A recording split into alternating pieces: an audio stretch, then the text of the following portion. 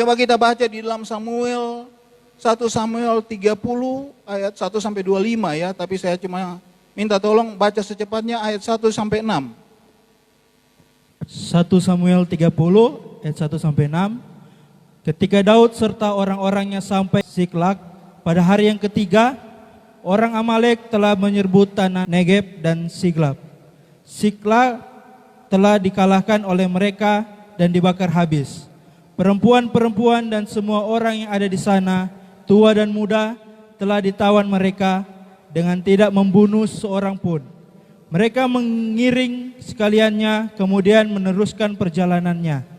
Ketika Daud dan orang-orangnya sampai ke kota itu, tampaklah kota itu terbakar habis, dan istri mereka serta anak mereka yang laki-laki dan perempuan telah ditawan. Lalu menangislah Daud dan rakyat yang bersama-sama dengan dia itu dengan nyaring, sampai mereka tidak kuat lagi menangis. Oke, kita lihat apa yang dialami oleh Daud waktu dia di Siklag, saudara. Diserang oleh orang Amalek. Saudara, apa yang terjadi di sana, saudara? Di sana dikatakan semua tertawan. Saudara, betapa berat persoalan yang dihadapi oleh Daud. Bahkan istri dan anaknya, Abigail dan istrinya Ahinoam dan Abigail, saudara, apa yang terjadi? Mereka ikut tertawan. Pedih hati masyarakat, pedih hati jemaat pada waktu itu. Dan apa yang terjadi? Jemaat, masyarakat mau melempari dia dengan batu, sampai dia menangis, saudara. Daud juga menangis di tempat itu. Saudara, betapa pergumulan yang begitu berat yang dihadapi oleh Daud.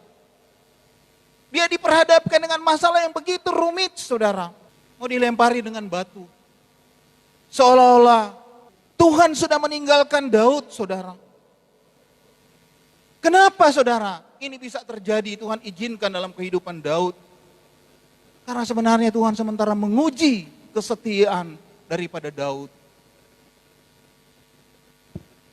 Kita lihat, setelah dia menghadapi persoalan itu, dia menghadapi pergumulan itu, apa yang dilakukan oleh Daud? Di ayat yang ke-6 bagian C, dia di sana mengatakan, aku menguatkan hatiku. Sehingga dia memanggil ayat selanjutnya, dia memanggil Abiatar, saudara. Untuk apa? Untuk dia dipakaikan baju efod, untuk dia berdoa dan dia bertanya kepada Tuhan, apa dia mau menyerang orang, dia mau ambil ulang tawanan yang diambil. Dan Tuhan bilang kepada dia, serang. Dan apa yang terjadi? Karena dia selalu apa, saudara? Dia setia dengan Tuhan. Apa yang terjadi? Saudara, semua tawanan, tidak ada satupun yang mati.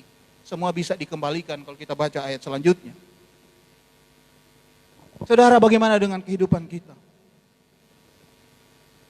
Bagaimana refleksi kehidupan kita dengan Daud ini? Saudara, biasanya kalau kita menghadapi seperti ini, kadangkala kita mulai bersungut, kita mulai menyalahkan suami kita, menyalahkan istri kita, menyalahkan pendeta kita, menyalahkan hamba Tuhan. Seperti contoh orang Israel, waktu mereka mengalami hal seperti ini, mereka mulai menyalahkan pimpinan, mereka mulai mau melempari dia dengan batu. Saudara, kadangkala kita mungkin menghadapi seperti ini, saudara. Kita tidak percaya kepada Tuhan dan kita berontak. Tapi sekali lagi, saudara, kalau sebenarnya kita menghadapi itu, marilah kita belajar kepada Daud supaya kita tetap setia, saudara. Kita tetap mau belajar taat dan dengar-dengaran kepada pemimpin kita, saudara ya, yang dipercayakan Tuhan.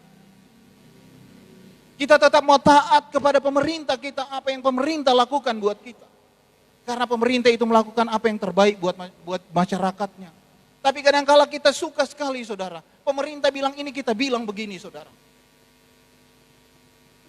Akibat dari kesetiaan, saudara, apa yang terjadi? Seperti orang Israel, mereka dipulihkan, rakyat dikembalikan oleh Daud. Dan tidak ada satupun, sampai apa yang mereka rampas jarahan, mereka juga ambil semua untuk kembalikan. Saudara, itu juga janji Tuhan buat kita. Yang penting kita mau setia kepada Tuhan.